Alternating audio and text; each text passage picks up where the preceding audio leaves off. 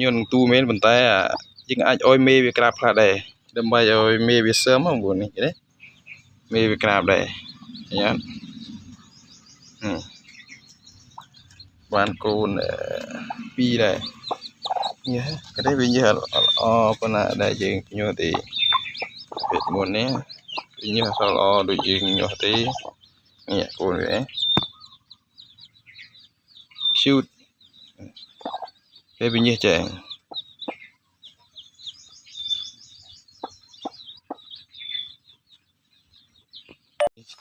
យើងដើរទៅមើលប្រភេទទ្រុងដែលយើងធ្វើគឺដាក់កូនមឿនដែលយើងពញើមិញយើងចាប់វាពញើបានកាហើយយើងចាប់8វាមកចូលដល់ទ្រុងនេះកូនមឿនមើលទៅដូចជាមិនសូវច្បាស់នេះយើងចាប់បណ្ដើ8វាហើយនេះកូនមឿននេះមិញដែលវាញើបានមិញហ្នឹងគូនេះគេយើងដាក់វាបែបនេះយើងដាក់ខាងក្រោមយើងដាក់អង្កាមវាដាក់អង្កាមខ្លះហើយនេះយើងញើបានគួរសមដែរពោះជើងមិនឲ្យមេវាក្រាបក៏បានយើងដាក់ពញើអញ្ចឹងវាមានពញើអស់ហ្នឹងបើយើងដាក់ឲ្យមេវាក្រាបពញើអស់ទេនៅខ្លះប៉ុន្តែបើយើងដាក់អញ្ចឹងភាគរយនៃការញើបានច្រើន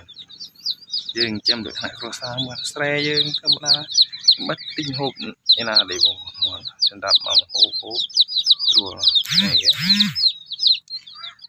នេះទ្រុងគ្នាទៀតនេះពួកនេះទៀង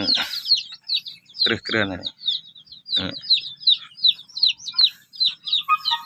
ពួកនេះរៀងត្រឹសគ្រឿនហើយនេះ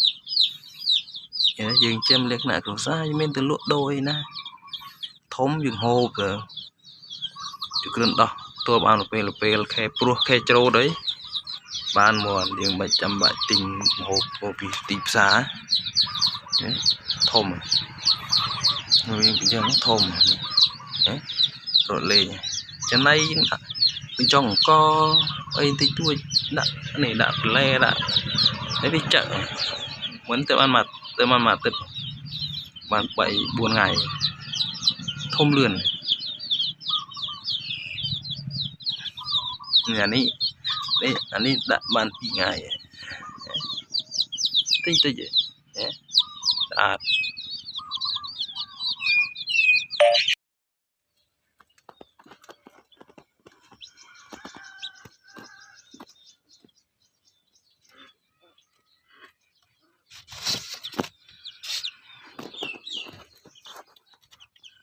អូខេបងប្អូននេះតាញ៉ា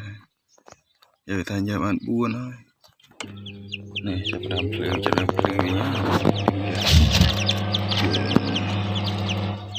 ចូលមីវាក្រាបផងយើងភ្ញូផងព្រោះណាតែមើលយើងយកកូនដែលញ័រនេះយើងយកទៅដាក់វានៅកន្លែង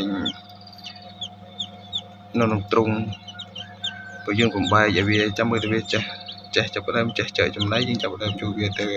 ដាក់ក្នុងទ្រុងយើងចេះហ្មងបងនេះយើងចេះលក្ខណៈគ្រួសារនៅក្នុងផ្ទះយើងចេះលេងយើងមានជាលក្ខណៈជីវកម្មឬក៏លក់ដូរធំៗគេទាំងបង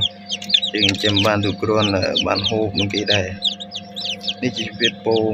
យើងដាក់ពញើដាក់ពងយើងទៅសេលេងចំណាំចេះហើយយើងឯងឆ្លោះមួយវាដែរតែវាខូចអត់សុខភាពពងវាល្អអត់នេះនិយាយទៅមុនស្រែយើងកំណាំបងយើងមិនទៅទិញមកពីទីផ្សារណាទេពងមុនស្រែយើងដាក់ចិញ្ចឹមខ្លួនឯងវាទៅវាញើសខ្លួនឯងមានចិត្តទូនេះមួយយើងដាក់ពញើសវាទៅគឺឯងមួយវីវាព្រោះទូនេះយើងត្រូវទៀមទាយើងវីដែរបងនេះគេនេះចាប់ដើមញើសតែញើសវាចាប់ដើមបែកមកចេះហ៎បងនេះឃើញបែកអត់វាចោះមើលខ្លួនឯងយើងមកវាចេះដើរវាចេះគ្រួតចេះលេងខ្លួនឯងមែនបងប្អូនយើងចាំតាមទៅមើលតើទ្រុងដែលយើងដាក់កាលណាវាធំយើងយកទៅដាក់វានៅនឹងទ្រុងដែលយើងធ្វើត្រៀមទុកស្រេច